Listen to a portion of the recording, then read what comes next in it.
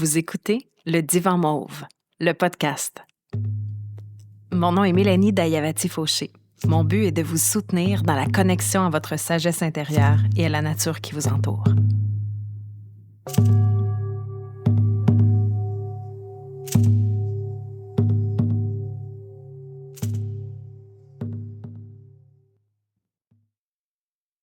Namasté tout le monde. Dans ce deuxième épisode, j'aborde avec vous le concept de la noble parole. Je vous raconte l'incontournable histoire des 3 passoires de Socrate. Je discute avec vous de la parole vue comme une action en yoga. Et je vais également décortiquer les 4 actions de la parole qu'on devrait éviter selon la philosophie bouddhiste. Bonne écoute!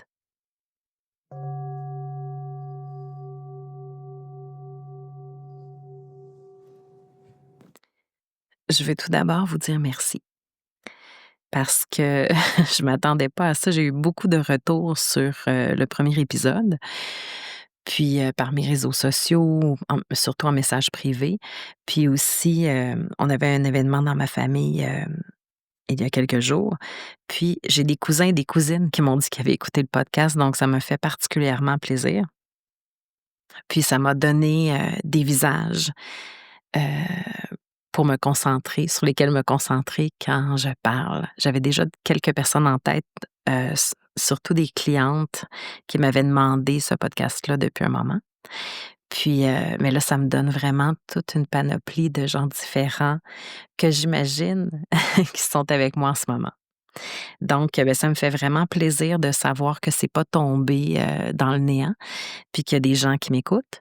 Donc, si vous êtes parmi ceux-là, puis vous avez envie de me donner des commentaires, puis même des suggestions de sujets à aborder qui touchent la spiritualité, le bien-être, la connexion à soi et à la nature, ne vous gênez surtout pas. Je vais mettre le lien là, de mes réseaux sociaux dans les notes du podcast.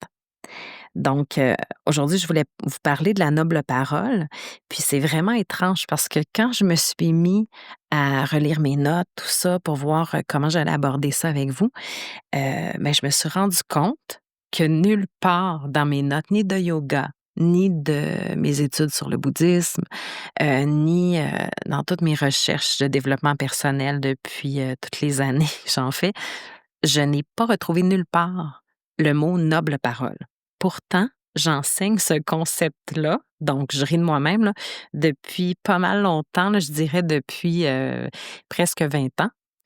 Régulièrement, ça revient là, que j'en parle dans mes cours.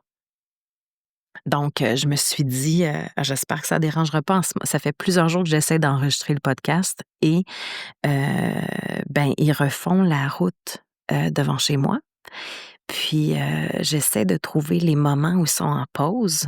Puis là, je pensais que c'était un moment en pause, mais j'entends des camions reculer. Donc, j'espère que ça va pas trop vous déranger, puis qu'on va pas trop capter avec le son du micro. Donc, c'est ça, je cherchais, j'étais sûre que ça venait du bouddhisme, le concept de la noble parole. Puis là, j'ai dû vraiment chercher dans ma mémoire, puis j'ai retrouvé finalement où j'avais entendu ce terme-là. Parce qu'en fait, dans l'enseignement du bouddhisme tibétain, moi, c'est ça que j'ai plus étudié, on parle du concept de la juste parole.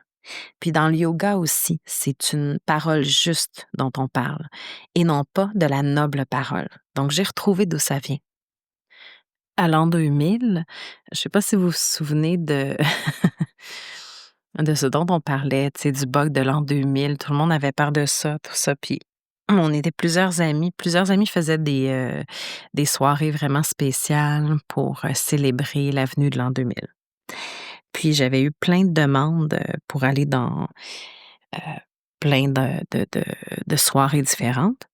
J'avais pas d'enfant à l'époque, puis j'étais nouvellement en couple. Puis mon amoureux s'en allait aux États-Unis avec des amis. Puis moi, j'arrivais pas à trouver où j'irais, puis je voulais pas faire de peine à aucun de mes groupes d'amis. Donc, j'avais décidé, non, pour l'an 2000, je vais faire quelque chose vraiment pour moi. C'est quelque chose que je voulais faire depuis longtemps. J'ai décidé d'aller faire une méditation silencieuse. C'était, la méditation Vipassana qui se donnait à l'époque au Québec, au Mont Harford. Je pense qu'il y a plus d'endroits, c'est plus à cet endroit-là maintenant, mais ça se donne un peu partout à travers le monde, là. Donc c'est une retraite en silence, qui dure 10 jours. Puis, c'est une des expériences qui m'a le plus, bousculée, puis transformée positivement. Je me souviens que les 3 premiers jours, je voulais juste m'enfuir régulièrement. Puis parce que c'est dur de se retrouver avec ses propres pensées, quand on l'a jamais fait avant. Tu sais, j'avais un petit peu médité, mais c'était vraiment les débuts là de mon expérience de la méditation. Donc, puis tout le long, il était, question du noble silence, de faire l'expérience du noble silence. Puis c'est ça, en repensant, pour me préparer pour le podcast, je me suis rappelé que c'était à la fin de ce 10 jours-là. En fin de compte, j'ai persisté, là, je suis restée. Heu, Quand on a commencé à avoir le droit de parler à nouveau, très doucement, i ils nous ont parlé, les enseignants nous ont parlé, hem, de la possibilité de continuer un peu l'état de méditation en se concentrant sur avoir une noble parole.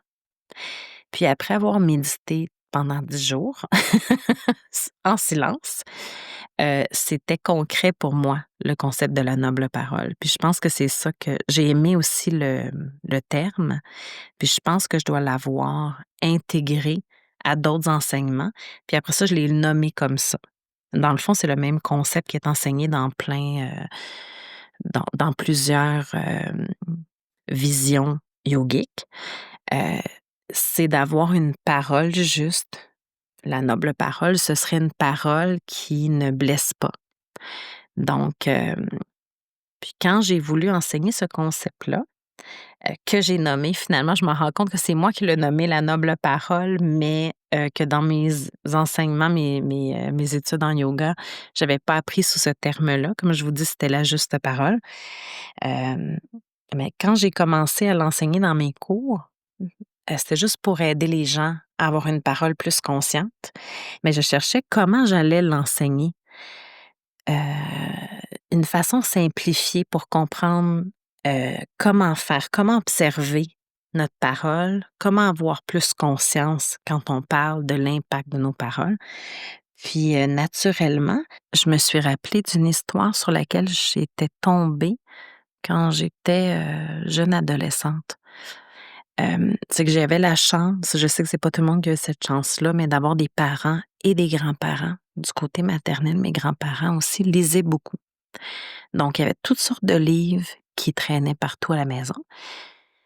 Et un livre en particulier qui était pas un livre, c'était comme une petite revue sous format d'un mini-livre. C'était Reader Digest. Je sais pas si ça vous dit quelque chose. C'était sous format de petits livres, puis il y avait plein, plein d'histoires, des extraits de romans, il y avait des articles aussi, sur des choses réelles, puis il y avait, des aspects aussi, plus épeurantes. En tout cas, c'était vraiment intéressant. Puis moi, je lisais vraiment tout. Il y avait même des jeux, puis je les lisais aussi. J'avais vraiment soif d'apprendre des choses que mes parents pouvaient pas m'apprendre. Puis une des histoires sur lesquelles j'étais tombée, c'était, l'histoire des 3 passoires de Socrate. Fait que c'est ça que, en y réfléchissant, je l'ai retrouvée après, je l'ai cherchée puis je l'ai retrouvée. Elle avait été, enseignée dans plein de revues. Puis, c'est une histoire qui, selon moi, traduisait vraiment bien, heu, l'essence de la parole juste ou de la noble parole. Donc, peut-être que vous connaissez déjà l'histoire, des 3 passoires de Socrate. Juste pour vous dire, maintenant, de nos jours, on n'est pas certain qu'on peut attribuer cette histoire-là à Socrate, véritablement. Mais tout le monde s'entend ou semble s'entendre sur le fait que cette histoire-là est tellement remplie de sagesse que ça vaut la peine, ça vaut la joie, je dirais mieux, de la partager. Donc, c'est l'histoire de Socrate qui, dans la Grèce antique, avait une très haute réputation de sagesse.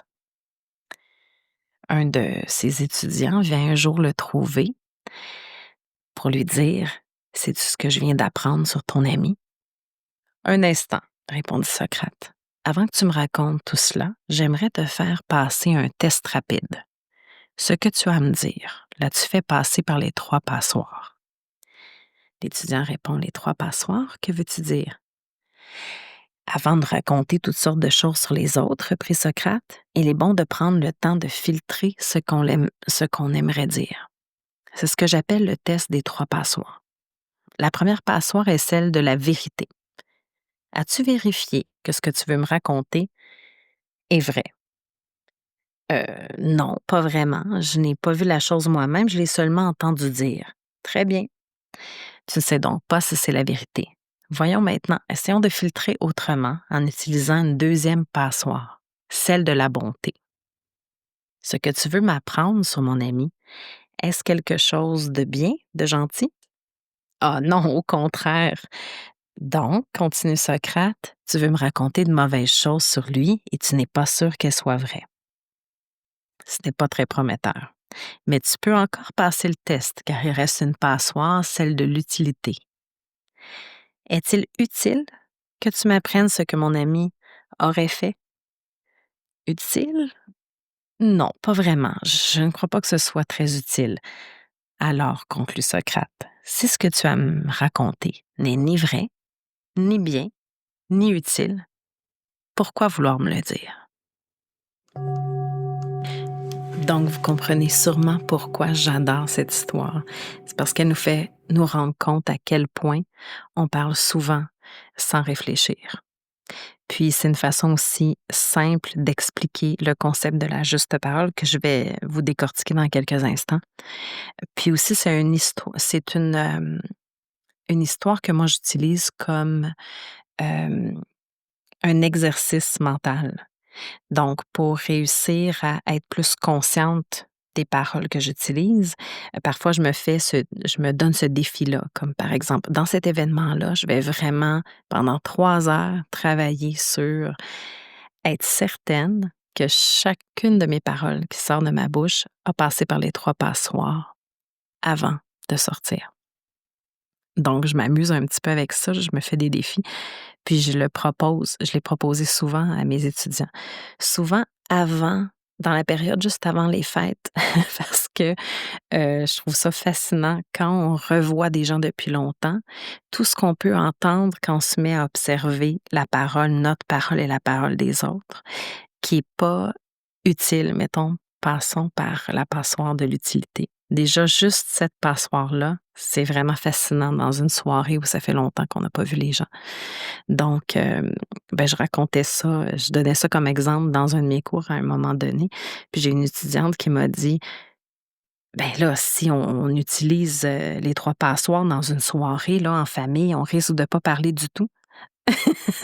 Puis là, moi, j'ai trouvé ça vraiment excellent comme commentaire parce que c'est vrai pour l'avoir essayé moi-même dans quelques événements. Mais ça fait que effectivement, je parle beaucoup moins. Puis est-ce que c'est négatif? J'aimerais vraiment j'aimerais que ça m'arrive d'être dans un événement où tout le monde fait cet exercice-là mental pour voir combien de mots on dirait dans une soirée. Déjà, juste si on parle de la 3e passoire, la passoire de l'utilité. Si on s'assure que chacun des mots qu'on va prononcer, chacune des discussions qu'on va avoir, c'est quelque chose qui est utile. Puis ensuite, quelque chose de bon. Déjà, juste avec les 2 passoires, il y a pas beaucoup de choses qui vont se dire probablement.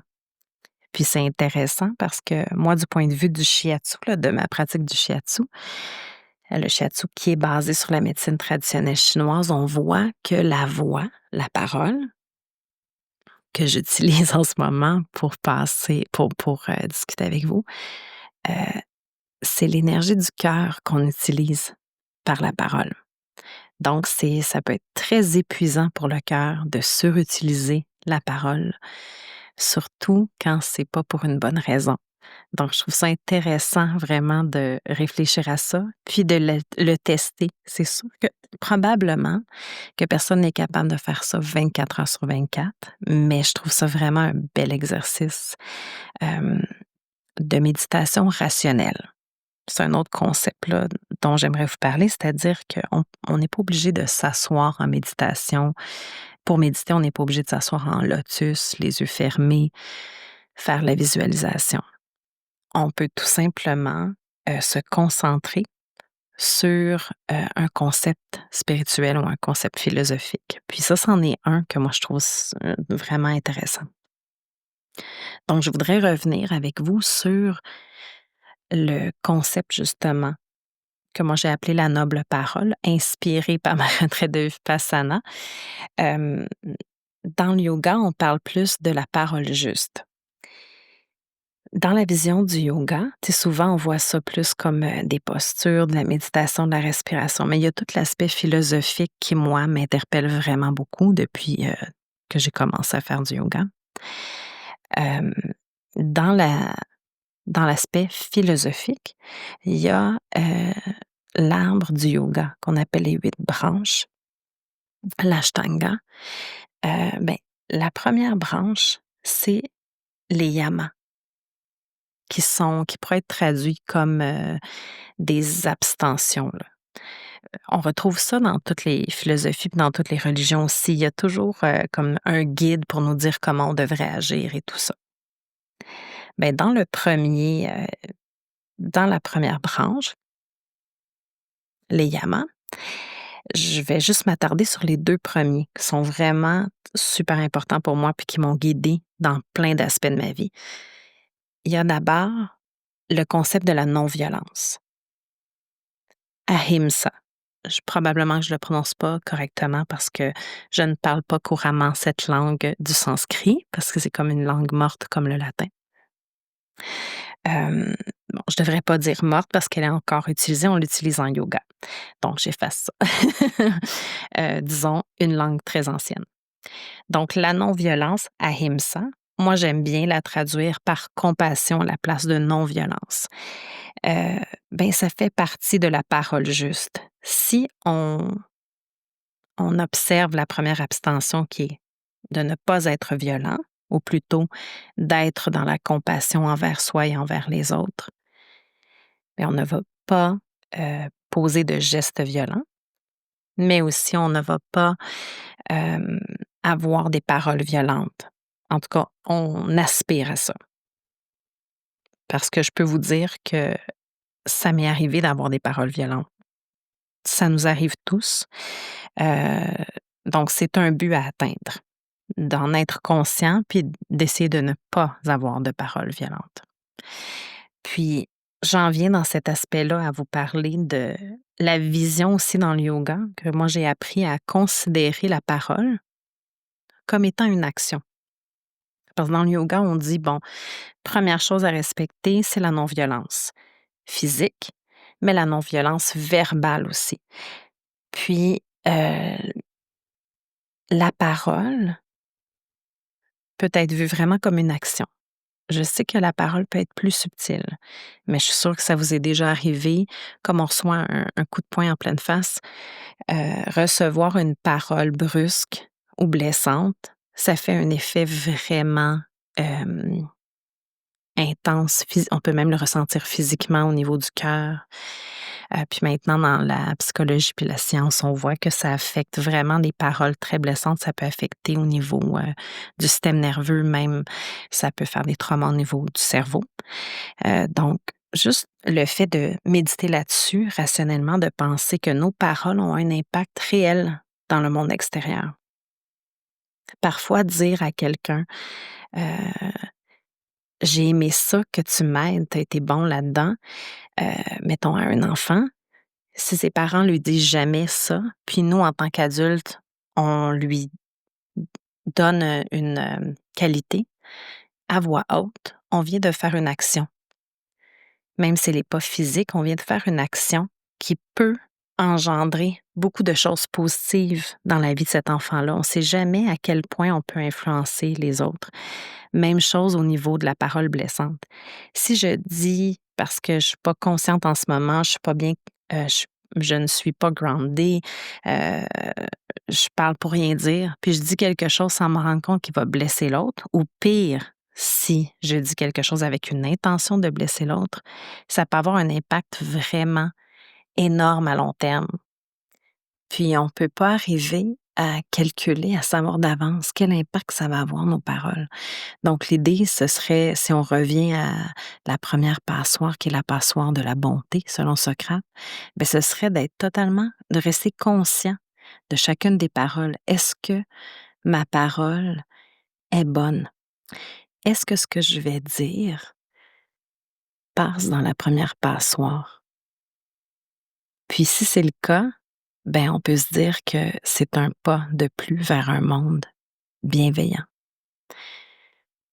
Puis c'est une façon simple de faire notre part pour un monde qui blesse moins les autres, pour un monde de réparation. C'est quelque chose à se rappeler, à se remémorer pour essayer d'avoir une parole, pour se donner une motivation à avoir une parole remplie de bonté. Puis dans les yamas, je reviens à l'art du yoga, la première branche qui est les yamas. Le deuxième, c'est satya, ou vérité ou véracité. Donc, on est ça nous ramène à la première passoire de la vérité. Si on dit quelque chose qui n'est pas vrai, ben on est en train de probablement salir la réputation de quelqu'un ou de se faire du tort à soi-même si c'est un mensonge qu'on crée, une fausse vérité sur nous-mêmes. Donc, c'est une belle façon, juste ces deux passoires-là. Commençons par ça, tu sais, vérité et bonté. Déjà, on est en business. Si on commence à travailler là-dessus, déjà, on va changer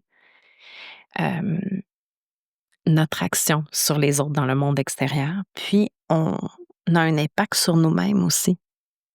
Le fait de porter une attention particulière sur les paroles qu'on utilise pour soi et pour les autres, ça nous amène aussi à dire plus de choses bonnes, puis d'entendre plus de choses bonnes et positives. Donc, c'est sûr que psychologiquement, ça va avoir un impact positif sur nous aussi. Puis en ce moment, je suis en train de me demander si c'est trop, est-ce que je vais trop loin pour vous en ce moment? Me suivez-vous toujours dans mon délire yogique? Parce que j'ai vraiment envie de vous faire le parallèle aussi avec la vision de la parole selon le bouddhisme, parce que ça se recoupe beaucoup les pensées entre yoga traditionnel en Inde et le bouddhiste. Tibétain, moi, c'est celui qui m'inspire et celui que j'ai le plus étudié pour pouvoir vous en parler. Donc, j'y vais.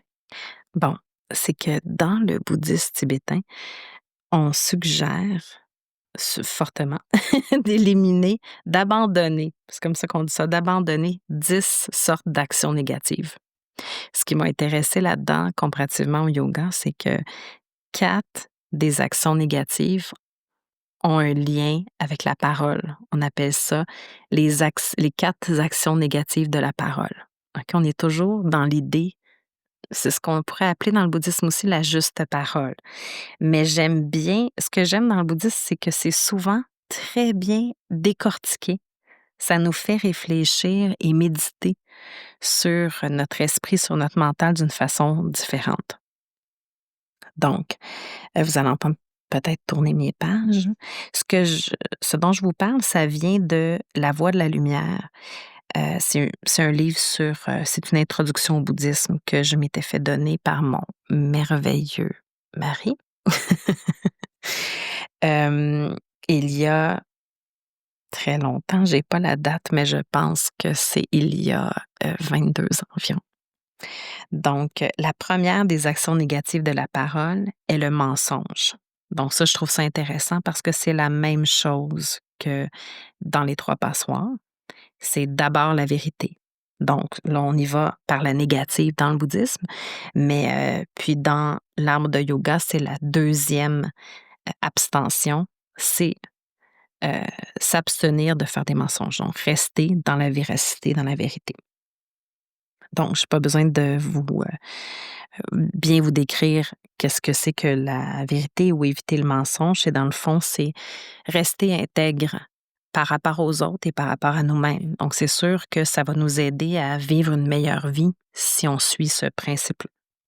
Puis la deuxième négativité de la parole est la médisance. C'est médire ou créer de la discorde. Des attitudes qui ne font qu'élargir plus encore le fossé entre les gens déjà divisés et séparer ceux qui sont proches. C'est vraiment intéressant comment c'est dit. Là, je vous ai lu un petit bout de la page 134. Je vais vous mettre ça dans les notes du podcast si vous voulez, si jamais pour ceux d'entre vous qui aimeraient lire ces passages. Donc, c'est facile, hein, la discorde, mais c'est pas facile à appliquer toujours. Donc, c'est intéressant de réfléchir là-dessus. Est-ce que nous, on encourage la discorde par nos façons de communiquer? Toujours intéressant de s'observer soi-même là-dessus. La troisième négativité de la parole est l'emploi de paroles blessantes. Je vous en ai parlé, on en a discuté tout à l'heure. Quand on voit la parole comme une action, ben, c'est facile de faire une action blessante par une parole. Ça a l'air tellement simple une parole, mais ça peut faire tellement de grabuge. Puis la quatrième va peut-être vous surprendre, parce que je connais personne, même les gens les plus gentils au monde que je connaisse, qui ne font cette quatrième action de la parole qui est vue comme étant négative selon le bouddhisme. Je vais vous étonner, c'est le bavardage. Je vous lis ce petit extrait de la page 136. Le bavardage futile est la quatrième négativité de la parole. Bien qu'il soit plutôt inoffensif à première vue, il finit toujours, au fur et à mesure que la conversation dérive, par nous amener sur un sujet qui alimente les émotions négatives et nous vide de notre temps et de notre énergie. Je trouve tellement que c'est une belle façon de le dire. Ça continue comme suit. J'aime bien cette partie-là. En soi, ce n'est pas destructif, mais comme cela recèle les graines de la vanité, c'est en contradiction avec l'entreprise spirituelle. Aïe, aïe, aïe.